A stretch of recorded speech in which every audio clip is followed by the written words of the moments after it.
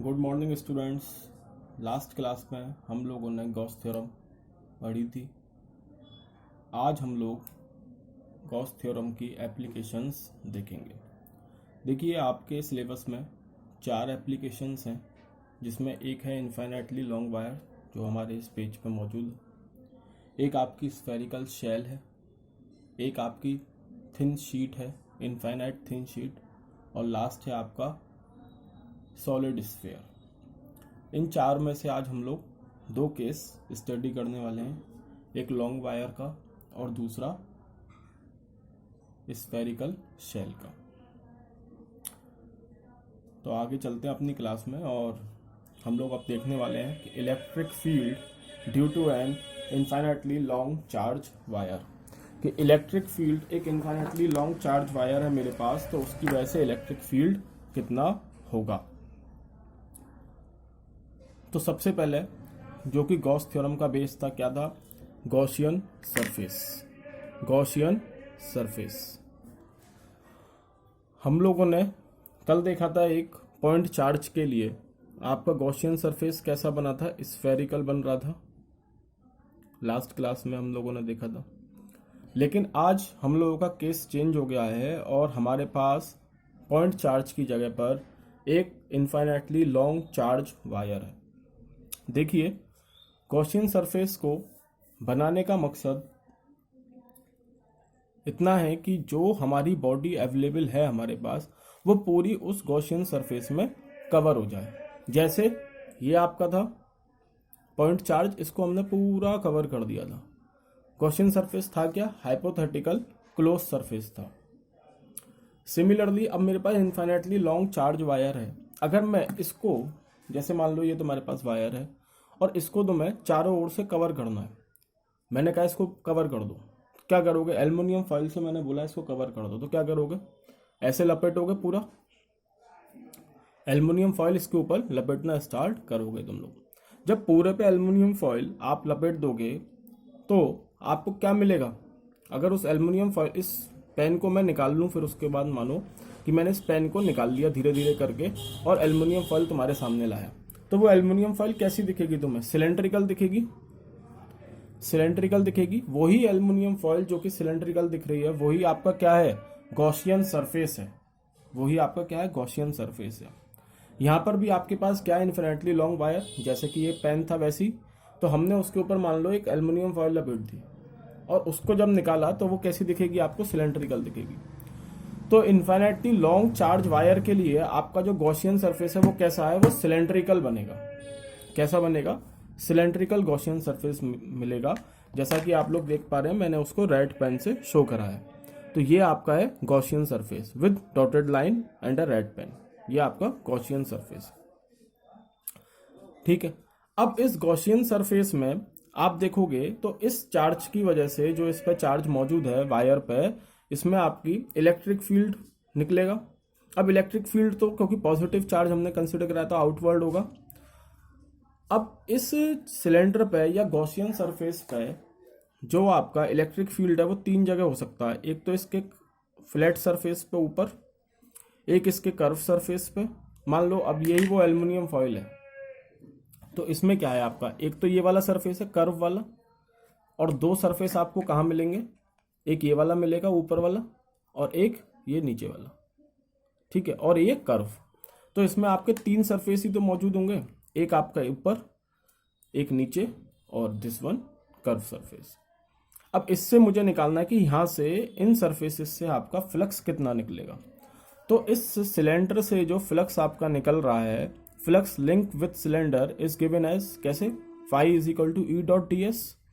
देखो यहाँ ये क्लोज इंटीग्रल है, यहाँ पर ये क्लोज इंटीग्रल हट जाएगा। मैंने खुद, जिससे कि तुम लोगों को ध्यान रहे, मैंने इसको लगाने के बाद काटा है। क्यों? क्योंकि अब ये क्लोज नहीं रहा। क्लोज कब तक है? जब तक कि आपका पूरा सरफेस क्लोज है। लेकिन नेक्स्ट स्टेप में आप क्या कर रहे हो? इसको तोड़ दिया आपने। किस में तोड़ दिया? कर्व सरफेस में। ये वाला कर्व सरफेस और फ्लैट सरफेस, ये वाला और पीछे वाला, ये और ये वाला, ये फ्लैट सरफेस हो गया, और ये वाला क्या है? ये कर्व सरफेस हो गया। तो आपके 3 सरफेसेस में टूटा, कर्व में, फ्लैट में, और दूसरा फ्लैट ये वाला। 3 जगह से आपका ये टूट गया। अब इसमें देखो जो कर्व सरफेस है, यहां करता हूं मैं इस स्टेप को, ध्यान से देखना। फाई इज इक्वल टू क्या आया मेरा, ई dot D S three, S three ये वाला है, ठीक है, कर्व सरफेस के लिए, कर्व के लिए E dot D S three plus flat surface के लिए होगा E dot D S two, ये वाला डी एस टू मेरा ये वाला नीचे वाला, और फ्लैट, दोबारा से फ्लैट सरफेस के लिए E dot D S one. ठीक है बच्चों, अब देखो ये जो कर्व सरफेस है इसके लिए सरफेस कितना होगा, तो ये इस तरीके से तो सर्किल बनाएगा और मुझे निकालना क्या है, इसका एरिया निकालना है। तो 2 पाई आर, ये तो हो गई इसकी क्या लेंथ, ठीक है, और मतलब इसके अंदर ये वाला सरफेस जो बनेगा ये, ठीक है, ये तो पूरा ओवरऑल हो गया 2 पाई आर इसकी लेंथ, और इसमें इस लेंथ का मल्टीप्लाई कर दूंगा तो ये पूरा एरिया आ जाएगा इसका। तो ये हो गया मेरा ई इंटू 2 पाई आर एल। अच्छा एक चीज और, यहाँ पे जो है ना ई डॉट डी एस वैक्टर में है, तो पहले मुझे इसको कन्वर्ट करना पड़ेगा किस में, इस स्टेप को छोड़ो अभी, पहले मुझे इसमें ई dot D S three cos theta, अब थीटा की जगह यहाँ क्या आएगा, तो जरा देखो यहाँ पे ध्यान से, मैंने क्या बोला था कि जो एरिया वेक्टर होता है वो हमेशा नॉर्मल होता है सरफेस के, तो ये इसका नॉर्मल, इस सरफेस का नॉर्मल कहाँ होगा, इसे ऊपर की तरफ, इस सरफेस का कर्व वाले का ऊपर की तरफ, और आपका इलेक्ट्रिक फील्ड भी कैसा आ रहा है, ऐसे ही आ रहा है, तो दोनों के बीच में कितना होगा, थीटा 0 हो जाएगा, तो कॉस 0 आ गया यहाँ, प्लस आगे देखो E dot D S two cos, अब यहाँ थीटा कितना होगा दूसरे वाले में, तो देखो इस सरफेस के लिए, इस सरफेस के लिए एरिया वेक्टर ऐसे ही तो जाएगा, इसके नॉर्मल, सरफेस के नॉर्मल, ऐसे रखूंगा तो पैरेलल हो जाएगा, ऐसे नॉर्मल जाएगा, ठीक है, ये है एरिया वेक्टर जो ऐसे निकल रहा है, जो मैंने यहाँ दिखाया इस तरीके से निकलता हुआ, ऊपर वाले और नीचे वाले के लिए सेम होगा, इसके लिए इधर जा रहा है तो इसके लिए नीचे आ जाएगा, मतलब इसके लिए इधर है तो इसके लिए इधर होगा मेरी तरफ। और इलेक्ट्रिक फील्ड कहाँ होगा इसमें, तो भाई चार्ज तो यहीं रखा है ना, तो इलेक्ट्रिक फील्ड ऐसे होगा ऊपर की तरफ, जो यहाँ ये दिखाया है ऐसे और ऐसे, तो यहाँ इलेक्ट्रिक फील्ड और एरिया वेक्टर के बीच में एंगल कितना बन रहा है, 90 का बन रहा है, कितने का, 90 का बन रहा है, तो ये E dot D S two cos 90 हो जाएगा, plus E dot D S one cos 90, दोनों कॉस 90 90, और कॉस 90 की वैल्यू होती है 0, मतलब ये भी 0 हो गया और ये भी 0 हो गया, ठीक है, और कॉस 0 की वैल्यू होती है 1, तो ई डॉट डी एस थ्री बचा, और डी एस थ्री की जगह तुम्हारा क्या आ जाएगा 2 पाई आर एल, तो ये हो गया आपका E dot 2 pi R L, ठीक है बच्चों, ये आपका हो गया ई इंटू 2 पाई आर एल, और ये हो गए 0 0 दोनों, समझ में आ गया ना ये 0 कैसे हुआ, एक बार और सुन लो, देखो ये एरिया वेक्टर कैसे निकलेगा, हमेशा सरफेस के परपेंडिकुलर होता है, तो एक तो ये वाला सरफेस है मेरे पास कर्व, और 2 सरफेस मेरे पास ये वाले हैं फ्लैट वाले, एक ये वाला और एक पीछे वाला, तो देखो इसके लिए एरिया वेक्टर ऐसे आएगा परपेंडिकुलर, ऐसे तो नहीं जाएगा ना, ये तो पैरेलल हो गया, परपेंडिकुलर ये है, ठीक है, अभी सिर्फ एरिया वेक्टर की बात कर रहे हैं, और इस सरफेस के लिए इस तरीके से निकलेगा परपेंडिकुलर, और इसके लिए ऐसे निकलेगा। अब बात करते हैं इलेक्ट्रिक फील्ड की, तो हमने पॉजिटिव चार्ज माना है, ठीक है, तो एरिया वेक्टर मेरा ऐसे निकला, और इसके लिए पीछे की तरफ निकला, और इसके लिए ऐसे निकला, या मैं बोलूं ऐसे निकला। अब इस पे जो चार्ज है उसकी वजह से इलेक्ट्रिक फील्ड कैसा होगा, आउटवर्ड, तो इसके लिए ऐसा आउटवर्ड, इस सरफेस के लिए फ्लैट वाले के लिए, और एरिया वेक्टर ऐसे निकल रहा था, इलेक्ट्रिक फील्ड ऐसे निकल रहा, दोनों के बीच में एंगल कितना हो गया, ये एरिया वेक्टर है तुम्हारा रेड वाला, ब्लैक वाला तुम्हारा इलेक्ट्रिक फील्ड है, दोनों के बीच में एंगल कितना हो गया, 90 डिग्री हो गया, तो cos 90 की वैल्यू होती है 0, इसलिए इस सरफेस से जो फ्लक्स निकलेगा वो 0 होगा। सिमिलरली नीचे वाले सरफेस के लिए हो जाएगा। अब बात करते हैं इसके लिए, तो देखो इसके लिए मान लो कि ये है आपका परपेंडिकुलर कर्व सरफेस के लिए, और इलेक्ट्रिक फील्ड भी ऐसे ही निकल रहा है, तो दोनों के लिए कितना हो गया, थीटा 0 हो गया, तो cos 0 की वैल्यू 1 होती है, और इसका वो एरिया कितना हो जाएगा ओवरऑल, वो 2 पाई आर एल हो जाएगा, तो ये हो गया phi is equal to E into 2 pi R L. अब तुम लोगों को मालूम है कि गॉस लॉ के अकॉर्डिंग फाई ई आपका क्यू अपॉन एप्सिलॉन नॉट के इक्वल होता है। अब क्योंकि ये इन्फाइनाइटली लॉन्ग चार्ज वायर है मेरे पास, तो मैंने इसमें लीनियर चार्ज डिस्ट्रीब्यूशन कंसीडर कर लिया। मतलब ये जो क्यू है यहाँ पर, इसको मैंने तुम लोगों को बताया था कि लीनियर चार्ज डिस्ट्रीब्यूशन लैम्डा कितने के बराबर होता है, Q upon charge per unit length के। तो इस क्यू की जगह मैंने लैम्डा इंटू एल पुट कर दिया, ठीक है। तो ये हो गया lambda into L upon epsilon naught. अब इस इक्वेशन 1 और इक्वेशन 2 को मैं इक्वेट कर दूंगा, क्योंकि फाई ही है दोनों तरफ, तो दोनों को मैंने इक्वेट कर दिया। और जब मैंने इसको इक्वेट करा तो मुझे क्या मिला, on equating equation 1 and 2 we get E into 2 pi R L is equal to lambda L upon epsilon naught. यहाँ से जो इलेक्ट्रिक फील्ड की वैल्यू आई वो आई lambda upon 2 pi R epsilon naught. अब देखो 2 pi constant, lambda constant, epsilon naught constant. तो ई आपका कैसे वेरी कर रहा है, इन्वर्सली प्रोपोर्शनल कर रहा है, इन्वर्सली प्रोपोर्शनल वेरी कर रहा है डिस्टेंस के साथ। मतलब जैसे जैसे आपका डिस्टेंस बढ़ता जाएगा, आर क्या है, डिस्टेंस है, ये बात, ये आर है, तो जैसे जैसे आपका आर बढ़ता जाएगा इलेक्ट्रिक फील्ड कम होता जाएगा। इसका ग्राफ कैसे बन जाएगा, तो हम लोग पहले भी डिस्कस कर चुके हैं। इसका ग्राफ इस तरीके से पैराबोलिक बन जाएगा ई और आर के बीच में, ठीक है। तो ये आपका हो गया electric field due to a long charge wire. अगला जो है आपका केस वो आता है electric field due to a shell, या मैं बोलूंगा उसको hollow sphere. Electric field due to a shell और हॉलो स्फीयर। हॉलो स्फीयर आप ऐसे कंसिडर कर सकते हैं कि मान लो कि आपने कटोरी ली, 2 कटोरी ली सेम, और उनको एक दूसरे के ऊपर रख दिया, तो वो क्या हो गया, आपका हॉलो स्फीयर हो गया। अंदर से खाली है, अंदर से खोखला है, जैसे प्लास्टिक की बॉल, वो क्या होती है, स्फीयर है लेकिन अंदर से खाली है, खोखली है, हॉलो स्फीयर हो गया वो, ठीक है। अब क्योंकि स्फीयर है, इसमें एरिया होगा इसका कुछ जो, तो मैं यहाँ पे क्या कंसीडर कर सकता हूँ, सरफेस चार्ज डेंसिटी। क्या होती है सरफेस चार्ज डेंसिटी, सिग्मा, क्या बताया था, चार्ज पर यूनिट एरिया। ये आपकी होती है सरफेस चार्ज डेंसिटी, सिग्मा से रिप्रेजेंट करता हूं और होती है charge per unit area. Area कितना होगा इसका, क्योंकि स्फीयर है तो 4 पाई आर स्क्वायर हो जाएगा, तो सिग्मा की वैल्यू होगी Q upon 4 pi R square. तो हमने यहाँ क्या कंसीडर करा, we considered a hollow sphere of radius R and having a charge distribution of plus Q on its surface. Now there is a 3 cases in this hollow sphere. What will be that 3 cases? These 3 cases are as कि if a point, देखो इसमें आपके 3 cases बनते हैं hollow sphere में। देखो ये आपका हॉलो स्फीयर है, अब इसमें आपके 3 केस बन सकते हैं। एक तो कि मैं इलेक्ट्रिक फील्ड निकालूं यहाँ, मतलब outside the sphere, outside the hollow sphere. दूसरा केस बन सकता है कि मैं इसके सरफेस पर निकाल दूं, ये केस फर्स्ट होगा मेरा, मतलब किसी को भी फर्स्ट सेकंड ले सकते हो, मैं कंसीडर कर रहा हूं कि इसको मैंने फर्स्ट मान लिया, इसको मैंने सेकंड मान लिया, और थर्ड केस में मेरा, मैं इसके अंदर भी तो निकाल सकता हूं, थर्ड केस में मैंने ये मान लिया। तो इसमें 3 केसेस बन सकते हैं, इसके अलावा तो कहीं नहीं हो सकता ना, या तो इसके बाहर होगा, या इसके सरफेस पे, या फिर इसके अंदर।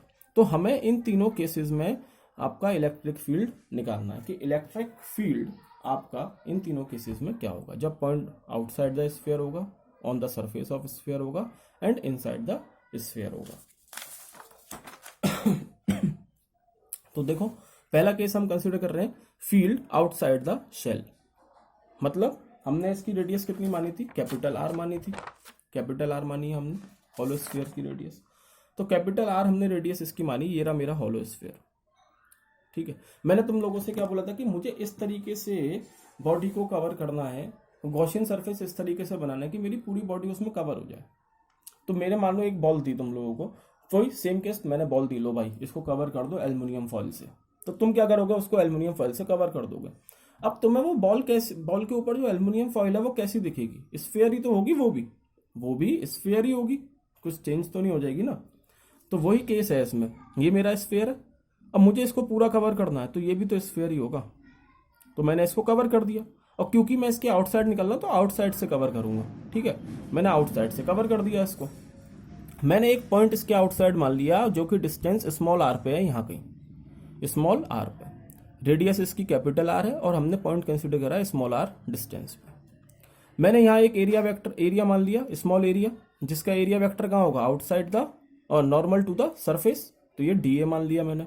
और यहाँ इलेक्ट्रिक फील्ड तो है ही, क्योंकि पॉजिटिव चार्ज है तो आप बाहर की तरफ होगा।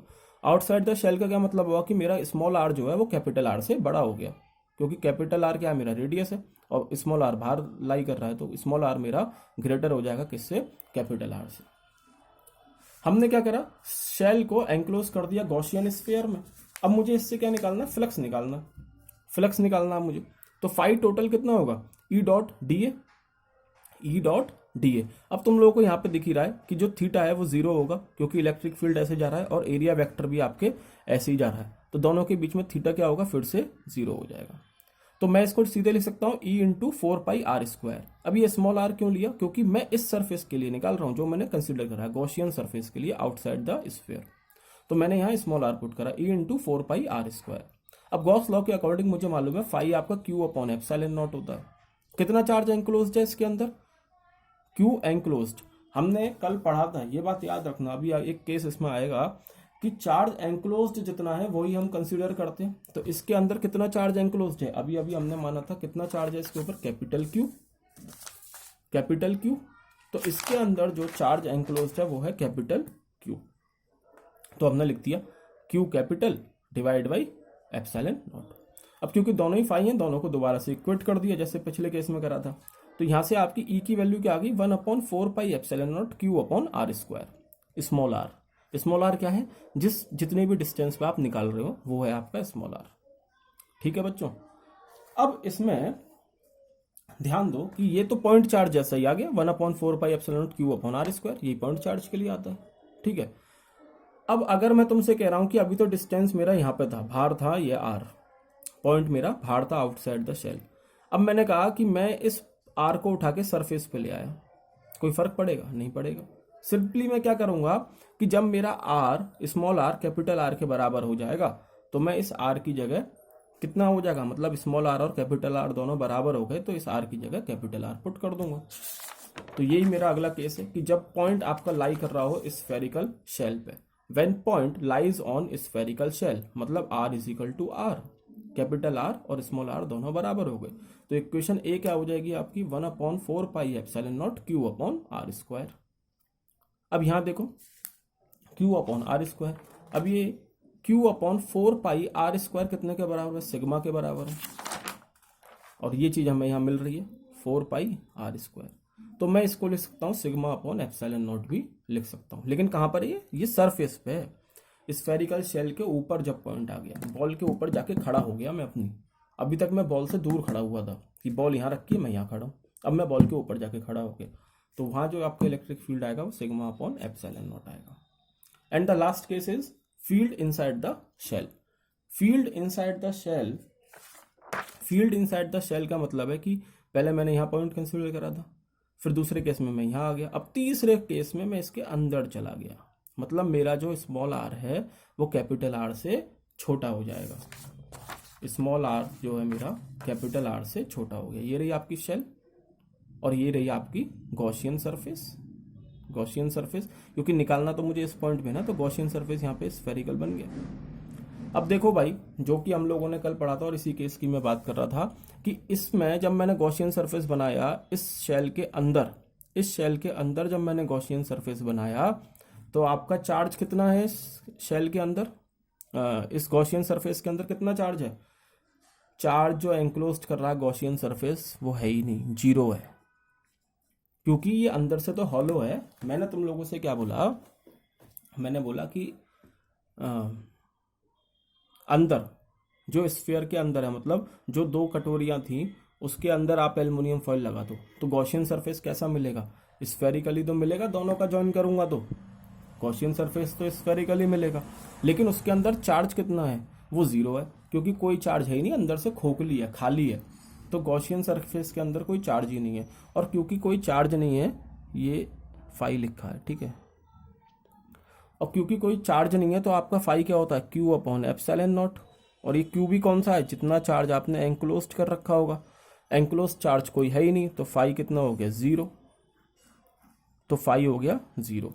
अब आपको मालूम है फाई आपका ई डॉट डी ए भी होता है, ठीक है, और इसका क्लोज्ड इंटीग्रल, तो मैं इसको क्या करूंगा, phi is equal to E dot 4πr²।